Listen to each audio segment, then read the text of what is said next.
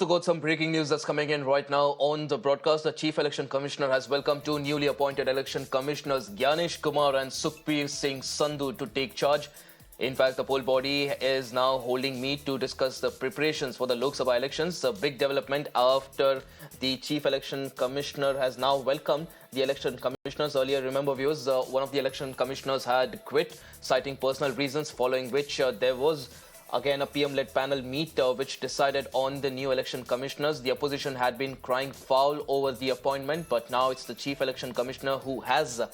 welcomed the two election commissioners, Gyanesh Kumar from Kerala and Sukhbir Singh Sandhu from Punjab, and the poll body will be holding a meet to discuss the preparations for the Lok Sabha elections. Ravikant joins us on the phone line to help us understand what this means. Ravikant, पहले जैसे देखा जा रहा था, opposition Adhir Ranjan Chaudhary ने बहुत ही संगीन आरोप लगाए थे कि एक तरह से गवर्नमेंट अपनी मनमानी कर रही है इस अपॉइंटमेंट में, और अभी देखा जा रहा है कि चीफ इलेक्शन कमिश्नर जो है उन्होंने इनका स्वागत भी किया है।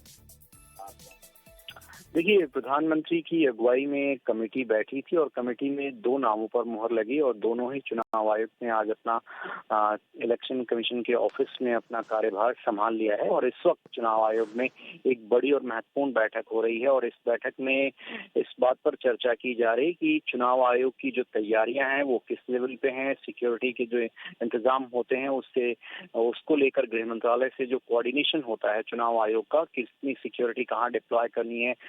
उन तमाम चीजों पर विस्तार से चर्चा की जा रही है। और उम्मीद की जा रही है कि इस बैठक के बाद आने वाले कुछ दिनों में जो है मॉडल कोड ऑफ कंडक्ट लगेंगे, चुनाव आयोग चुनाव की तारीखों का ऐलान कर सकता है। रही बात ऑपोजिशन की, तो ऑपोजिशन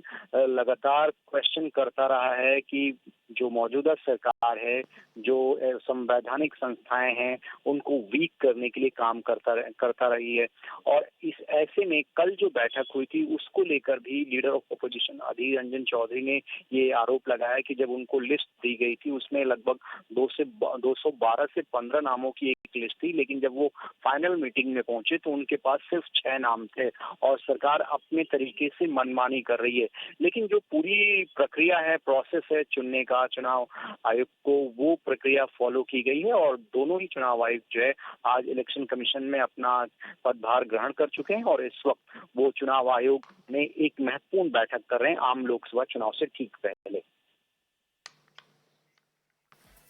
जी रविकांत, बहुत बहुत धन्यवाद सारी जानकारी के लिए। So from what Ravikant is helping us understand that the election commissioners have already taken charge and a key meeting is underway to discuss the preparations for the Lok Sabha elections. Will of course keep getting you